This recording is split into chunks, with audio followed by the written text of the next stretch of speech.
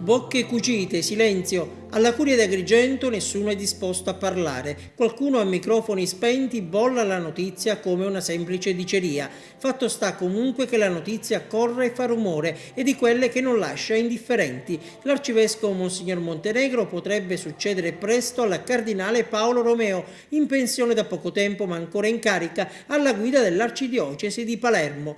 L'indiscrezione emergerebbe da fonti vaticane, secondo quanto riportato da alcune testate giornalistiche, e l'investitura, per ora solo informale, sarebbe stata notificata a Don Franco dal pontefice nella giornata di ieri al termine dell'udienza generale, dove era presente anche il pastore della chiesa di Palermo. Papa Francesco e il vescovo Francesco si sono incontrati, si sono salutati con un lungo abbraccio e proprio lì in quel momento, sempre secondo le voci trapelate, sarebbe stata annunciata la novità. Sarà vero? Non sarà vero? Chi vivrà vedrà. Questa mattina abbiamo acceso la telecamera e aperto i microfoni in via Atenea, nel salotto buono della Città dei Templi. Vediamo allora qual è stata la reazione degli agrigentini a questo possibile trasferimento. Non lo so se sarebbe all'altezza. Sarebbe una grossa perdita, senz'altro. Perché? Perché è una persona che mi ricorda molto il modo di fare del Papa, così umile, non vuole scorta, va dappertutto. Cioè, mi ha fatto una gran bella impressione, continua a farmela. È una brava persona. Per me sì, poi non lo so. Se dovesse andare via? Mi dispiacerebbe.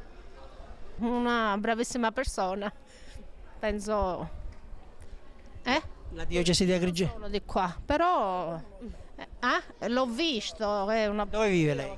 Io a Casteltermini abito. E sarebbe una, Sono sempre lì da noi, è una buona persona. sarebbe una grossa perdita per la diocesi. Penso di sì, certo, per noi. No, non lo so, non sono di Agrigento. Conosce Monsignor Montenegro? No, non siamo di qua, siamo di Favara. Non conoscete l'arcivescovo? No. Non sono d'accordo, nel senso che è stato un buon vescovo qua da Agrigento. Non so il motivo perché dovrebbe essere trasferito.